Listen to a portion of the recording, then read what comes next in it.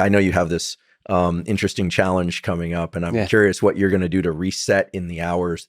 The frequency of running is every 4 hours. It's not going to allow you to get any more than a couple hours sleep in between. Couple hours. So we should tell to people. I'd be curious to get your thoughts and advice on it. I'm on March 5th running 48 miles with Mr. David Goggins. So 4 miles every 4 hours, and people should join us. He's that madman is going to be live on Instagram starting at 8 p.m. Pacific on March 5th.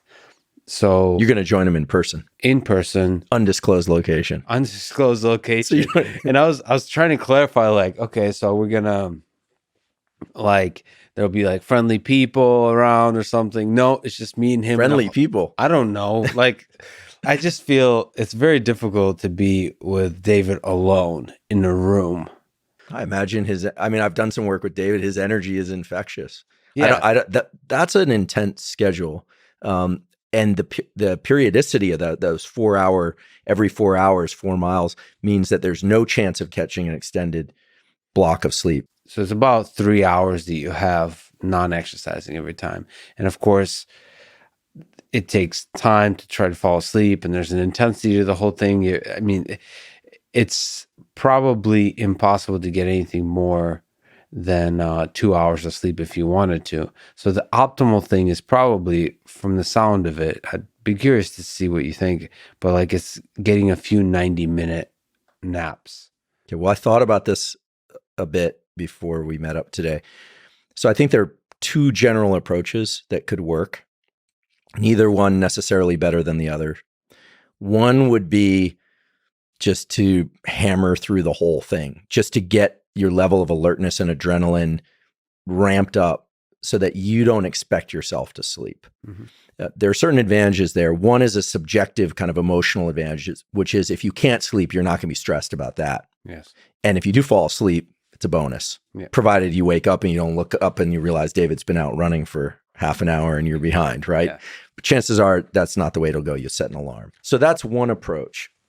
Yeah. And I grabbed that from, I've a couple friends who were in the SEAL teams, and they'll say that, during BUD/S, there's this infamous Hell Week, and there's this 5 days, definitely 5 days of no sleep. Although there is a component where they offer a nap at one particular point. And a lot of people will say that it's worse to go down for that nap and then be woken up 20 minutes later than to just stay up. Yeah. So that's one option. Let's call it the full blitz hammer through option. And if you happen to fall asleep, you do. Bonus. Yeah. It's a bonus. The other one would be to really anchor in these ultradian cycles. So coming back from a run, unless you're thoroughly exhausted, you're probably going to have a few minutes where you're going to want to stay awake. It's going to be hard to just immediately fall asleep, and getting as much sleep as you can in the intervening periods, provided that you guys aren't posting constantly or doing something else. There's a question of whether or not you want to nourish, whether or not you want to eat or not in that time. Anytime we put food in our gut, I don't care if it's meat or oatmeal or broccoli or cardboard, you're drawing blood into the gut. And so you are going to divert some energy towards digestion, and it's going to make you sleepy. There's a reason why the rest and digest, the parasympathetic nervous system, is called that. So you could decide that you were only going to sleep in between certain blocks. That would be another way to think about this. So because I did this last year, I ran very slow. Some of it was walking. I was listening to audiobooks. And one of the biggest mistakes I did is to overeat during that time. Right. It was, it made the experience very unpleasant. So I have been considering basically eating almost nothing throughout the day. Being fasted will increase alertness because high levels of epinephrine in your system from fasting. You just think about fasting or being thirsty before you get exhausted. People always think, if I don't eat, I'm going to be tired. No, the energy that you derive from food is going to be used from glycogen and after a long storage and conversion process. So the food that you eat is going to consume energy to digest. And so a lot of people feel better fasted. And presumably throughout history, people have fasted for long periods of time and had to stay up for 2 or 3 days. And, God forbid, if a family member is sick, you can stay awake in the hospital without any trouble. So that alertness system, and it's all mental. Actually, and then there's a third So you could try and sleep or take care in between. Yes. Yeah. And then there's a third approach. Uh-oh. Yeah. But I didn't come up with it. What is but it? David did. Okay. So I actually texted him earlier because I had a feeling that I heard that you were going to do this challenge. So I asked David. God. So these are David Goggins' words, not mine. Okay. 1. Okay. Being organized is super important. 2. You want to waste as little time as possible. 3. You need to eat, sleep, and rehab in as little time as possible so you can sleep as much as possible. Oh, interesting. By the way, this is the first time I'm reading this. So. Yeah. 4, meal prep and gear prep, et cetera, are very important. That's consistent with everything I know about military. They don't leave too much to chance. 5, again, these are David's words. All that said, he's fucked on most all that because he'll be interviewing me before or after. I will also be interviewing him. Oh, shit. 5, long story short, the only thing that might help is a very special pill. Ooh, this is interesting. They're called SIU pills. Hard to get, but I believe you can get them. SIU stands for suck it up. Tell him to grab his balls. Yeah. He'll find those pills there. That's number 6. All right. And then the last one, Yeah. Stay hard, brother. Stay hard, brother. Amen. That was one of the other things that I think makes this challenging is that I'll be doing a podcast throughout. So first of all, I'll do a long one before and after, but also I'll have to come up with things to talk to him about.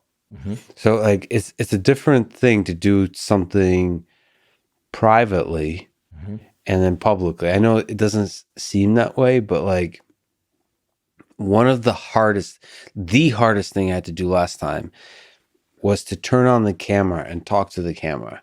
Because last time I did it, I recorded every single time I did a leg, I recorded something I'm grateful for.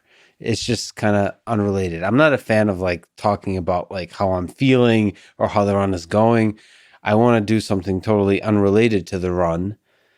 And with the run as the background, so sort of something I'm grateful for, just any kind of interesting discussion. Gratitude. I mean, I hate the word hack, like, oh, it's a dopamine hack or it's a serotonin. I don't like the word hack because A, it's disrespectful to hackers who do a real thing. Yeah. And B, a hack implies that it's some sort of trick that you're kind of gaming the system.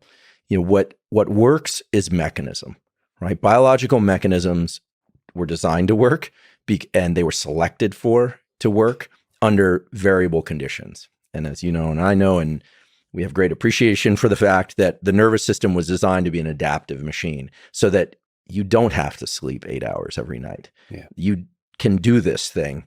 And things like gratitude allow you to tap into chemical resources. And that's not a hack. The fact that being grateful for something external to the event happens to release serotonin and have a certain soothing effect, or dopamine and give you more epinephrine and let you go further. That's not a hack. That's actually what allowed the human machine to evolve to the point that it is now. Mm-hmm. Every time, an inventor eventually created something that worked and felt great about it, you can imagine that the first, air flight felt pretty awesome and motivated those people to go on and do more. They didn't just go, yawn and go have a beer. So being able to access the genuine internal states of gratitude and reward works. You can't trick the system. You can't pretend that you're grateful for something. But if you can identify or attach yourself to some larger goal or something that's deeply gratifying to you, or place it in service to a relative that passed away that you care a lot about, that's not a hack. That's accessing the deepest components of your nervous system. And to steal your kind of lingo, there's real beauty there, right? Yeah, but for an introvert like myself, and I think David, I don't know if he's an introvert, but like he's not, despite the fact that he has written a great book and he communicates, he puts himself out there, he's not really a fan of communication. He's not, I don't know if he's energized by speaking his mind. I don't know him well enough to know. I mean, we've done a little bit of work together and, we're in communication now and again. He's obviously super impressive. I don't know. It seems like he's a pretty private guy. Yeah. So I don't have access to that. So for me, I'll just speak to myself, and I think David is the same, but I'll speak to myself that it was a hugely draining thing, not to experience the gratitude. Experiencing the gratitude, just like you're saying, is really energizing, and it's a powerful thing. It can lift up your mood. But to turn on the camera and have to use words, which is very difficult to do, to explain like what you're feeling and do it in a way that a bunch of people will be watching, is really draining. And one of the things I'm concerned about, that in this whole process, how do I keep my mind sharp while also keeping the physical performance sharp? And that's a little bit scary, because talking to David, like actual intellectually sharp, like thinking, being charismatic and as much as I can be, and like being still maintaining a sense of humor too, because I become, with sleep deprivation, with exhaustion, you start being the Russian bear comes out. You start being such a I become a David Goggins essentially. Like, oh, it makes you irritable.